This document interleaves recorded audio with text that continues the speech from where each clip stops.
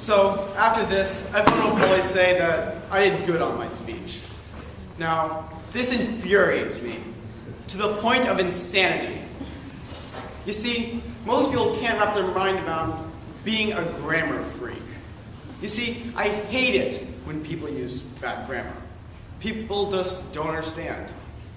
They can't wrap their minds around how good is an adjective, which I hope you all pass elementary school and know that it modifies a noun, and well is an adverb, and it modifies presented, which is a verb.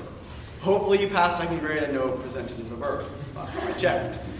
So, well would be correct in this sentence, but people are just too lazy or something to actually use the correct grammar. You see, this happens, and being a grammar freak, I can't stop here. I have to go around and I have to say, you use wrong grammar here and here. Let's take another example. Facebook. Almost everyone has a Facebook, am I right?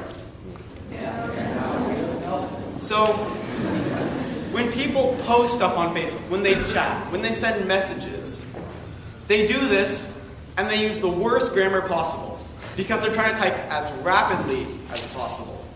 So, when the average message reads, "How are you doing?" or "See ya at the movies," misspelled. I sort of think, can't you take the time to spell it correctly? I can understand if you're texting or whatever, but if you have the entire keyboard of a computer, why can't you just type it out? How much longer would it take to actually type out your entire sentence? Me, on the other hand, I put capitals on every sentence. Every post that I make has capitals. Every chat that I send has capitals. It ends in a period. My smileys end in periods. You see, and then there's the dreaded apostrophe in the its.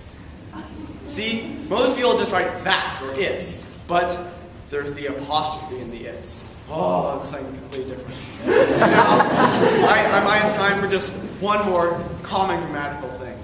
But this is the trauma of misplaced modifiers. Say someone says a sentence that goes, "After turning into mush, my grandmother turned the bananas into delicious banana bread." Everyone knows the implied meaning of that sentence, that we had bananas and they turned to mush after they get old and we make delicious banana bread, because what else are you going to do with bananas? So, the actual meaning of the sentence, if you take it literally, is that our hypothetical grandmother actually turned into a pile of goo on the floor, and then she makes banana bread. Delicious. You see, all it takes is when you say that descriptive clause after turning into mush, you have your comma, then you actually have to put the bananas, or else you modify your grandmother, and you don't want to say that to your grandmother. So, just take a little bit of consideration in what you're saying, so you actually know when you're saying the right thing. And now, I can sleep well at night, knowing that I did a well job on presenting my speech.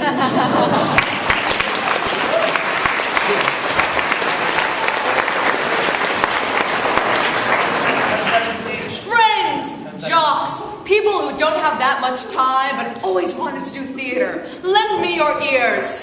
The Fine Arts Weekend is upon us. The last day to audition for any of the 5 short plays is at 3:30 today. It's the perfect time if you ever wanted to do it, because it's the rare occasion to actually have rehearsals at lunch instead of after school. So please come today at 3:30. Thank you. And we need guys, as many guys as possible. Like all the guys. Like all the possible guys we can get.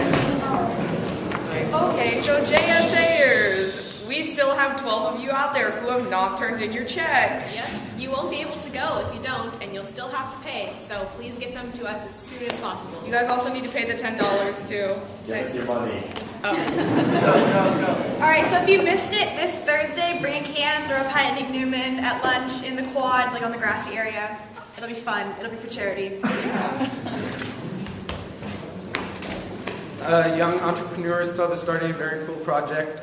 Each member is giving $25 that they're actually loaning to family in a foreign country, and all the families are have entrepreneurs and are starting a business. So we're helping people, and we actually get the money back after we loan it. So if you'd like to join us this Friday in room 3 or 4, we're going to be talking more about that. Thanks. So, in honor of the York Annie's Blankets Fold Fest tomorrow, I really want to bring a shelter dog to encourage and inspire you guys to fold blankets with me. But unfortunately, all the shelter dogs were otherwise detained. So, this is Pretzel. I rescued him from Toys R Us a few years back. He's really well trained and obedient. He has 2 tricks, which would be stay and play dead.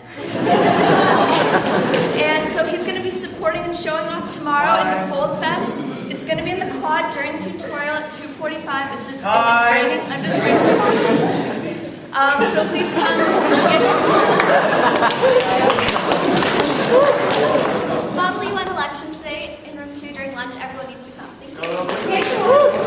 Okay, last day to sign up for spoons is tomorrow, and we're gonna start up next week. Cafe night this Friday, 7 to 9:30. Library, there'll be food. Oh, be there. Dance club today at the gym at lunch. Ventana, don't forget. We're running for activities coordinators next year. And then on Thursday and Friday, we're going to dress up so we can show you what we're going to do. And so come ask us what we're going to be. And get to know Team Becky better. Class.